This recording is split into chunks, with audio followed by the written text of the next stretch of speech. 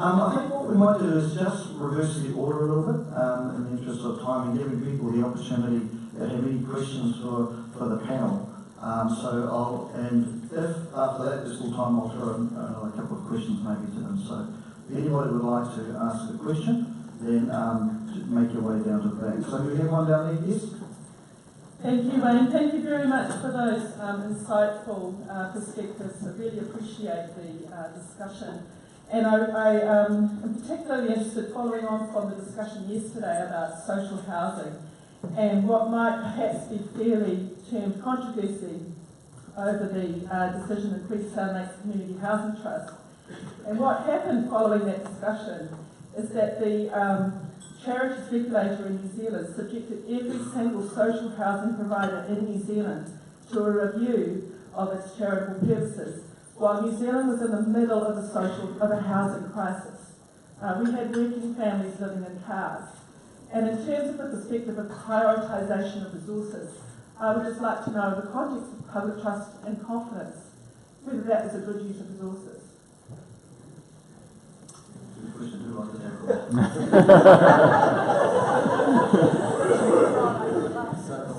So, did you guys say I was on you one?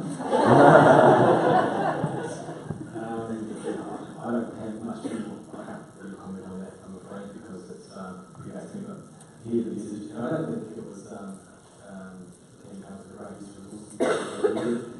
That has some guidance from the course that we thought we could just check the register. So I don't know if any of my colleagues want to more context. Sorry. I think I was I was there. Again, I find myself the enemy, I guess.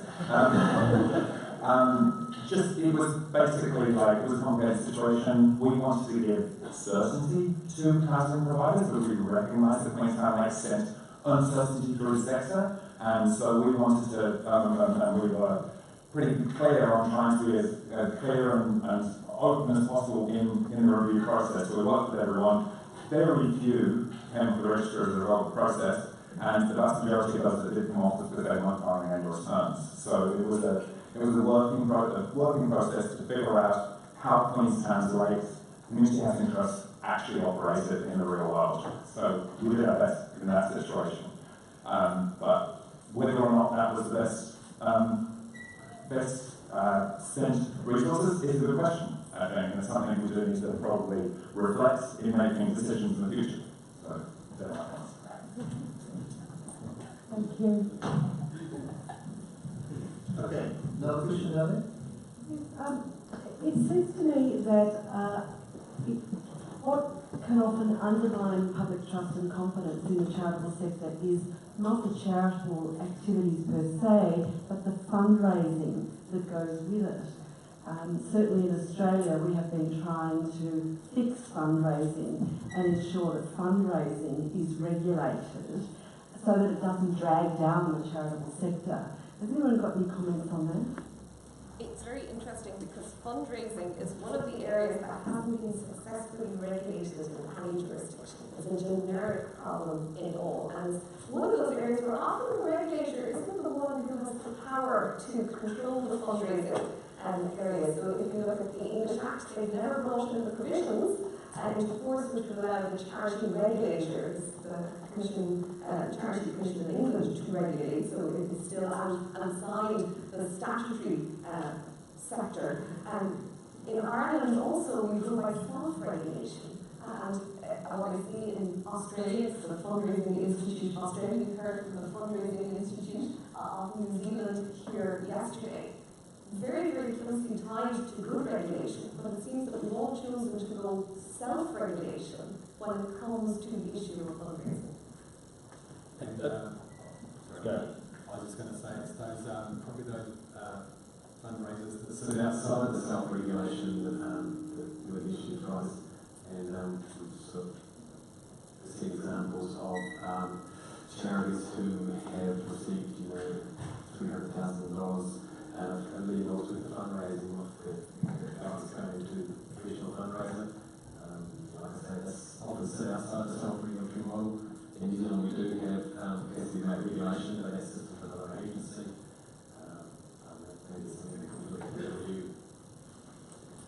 when we talk of regulation needing to be fit for purpose, I think fundraising regulation in Australia is our greatest scandal in the charity sector.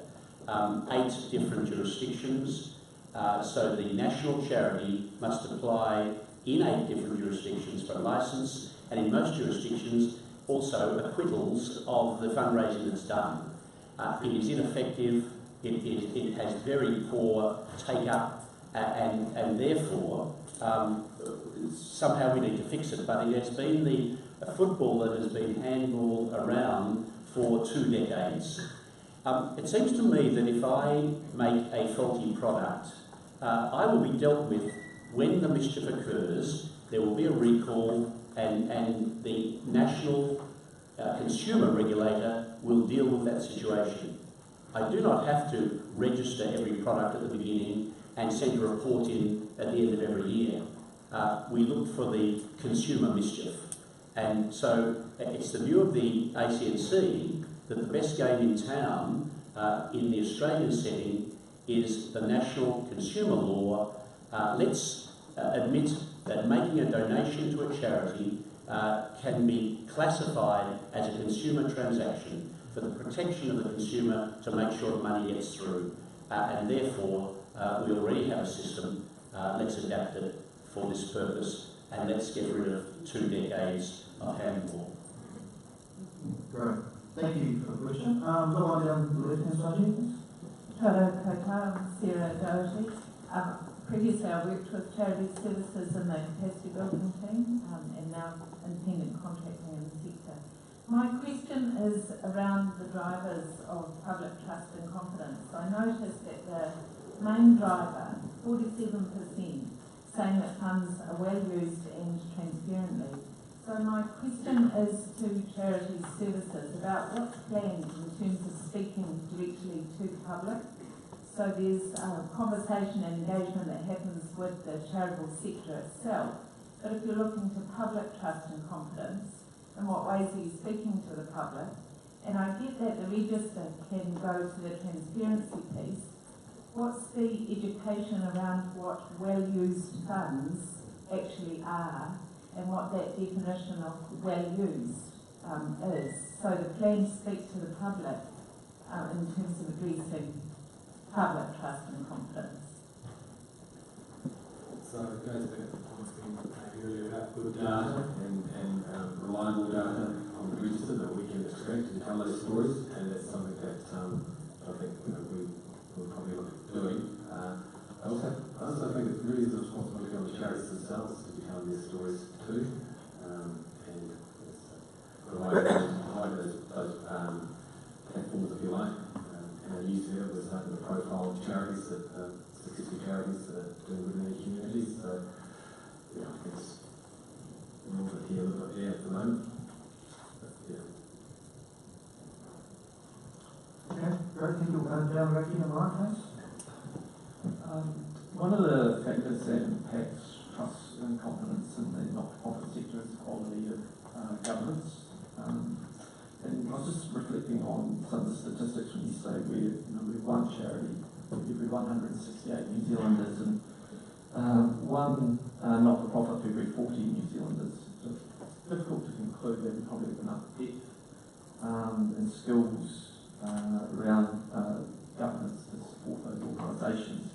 I'd just be interested to understand how you think the regulator can play a role in increasing the quality of governance functions in general. Certainly, if the regulator expects good governance, the regulator should be providing the resources to enable that. And so, a good governance guide, a clear set of governance principles, and making that part of the assessment process. Are you complying with those governance principles? Seems to me to be a fundamental role of the charity regulator. But governance has to be proportionate and graduated to its circumstances. Let's not expect the small community organisation to have to comply with the same requirements of a publicly listed company. Make the governance standards as clear, as simple, and preferably on one hand. And I think it's really important when we talk about governance not to fall into the mistake of thinking it's a checklist, because it's very easy for a body to check off a list once a year for the regulator and submit it with your accounts. Then you put up, the same way you put up the Christmas decorations, you put up the governance conversation until next year. So governance, if it works in reality, has to be a lived experience.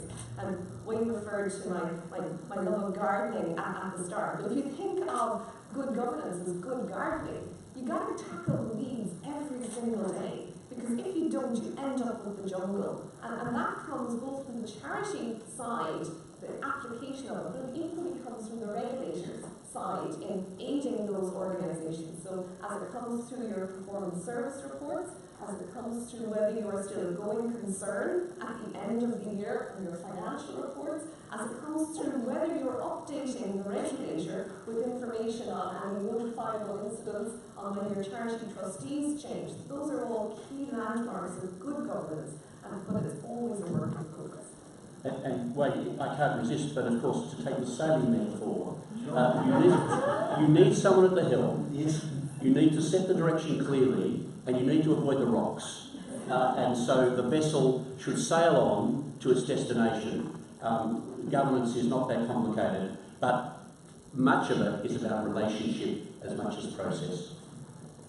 And just because it's sort of rounded off, there's the project of Francesca leading around governance, and so I'm very optimistic about that. And the regulator, I guess, New Zealand will be able to provide those sorts of resources to help. Great, thank you. Is there any more? One more back there? We're all good for questions? Okay, last opportunity. Well, I'll just throw one, perhaps last one to the panel before we can go. So it's what's the key to navigating the natural tension between regulation, compliance, and innovation? So, any comments on that question? We have a specific object to encourage innovative charities. And I think that means that we should not use our compliance powers to kibosh new initiatives. It's easy to say, oh, that's never been done before, we haven't seen that. It must be wrong. I think we have to have a posture of encouraging innovation, allowing it to happen, and not immediately see it as a suspicious activity. Yeah, I think I think one example recently that Sue was involved in actually a social bond that went to the board for a charity to be placed in a charitable structure. It was, the idea was to reduce youth reoffending in South Auckland, and it was novel and it was innovative and stretched the regulator a bit, got there in the end. So I think that we are flexible enough to look at these new ways. And I think every chance we get to hear stories like both of these is so important for the rest of us to realise that there is room for innovation. So sharing those experiences from the regulatory side means that when you come with your new innovative charity idea, you don't have to reinvent the wheel. You know that there have been successful cases before you, and you start to be able to work out the parameters of what even on the innovation side will be allowed in terms of charity. So I think that's really, really useful. Okay, thank you very much. All right, I think I'll just conclude things there. So, firstly, a big thanks to all of our international panel for a fantastic job this morning, and it's been a very interesting discussion. I find, the role of helping maintain that public trust and confidence isn't just the regulator's role, it's everybody in this room's role. We're all passionate, that's why we're here. Okay, in terms of charity. So each and every day, I guess we're fighting the fight in that respect. And how we get to educate others as well that might have be those clouds in the sky that I was referring to earlier on. So once again, thank you very much for your contribution. Tēnā koutou, tēnā koutou, tēnā koutou katoa.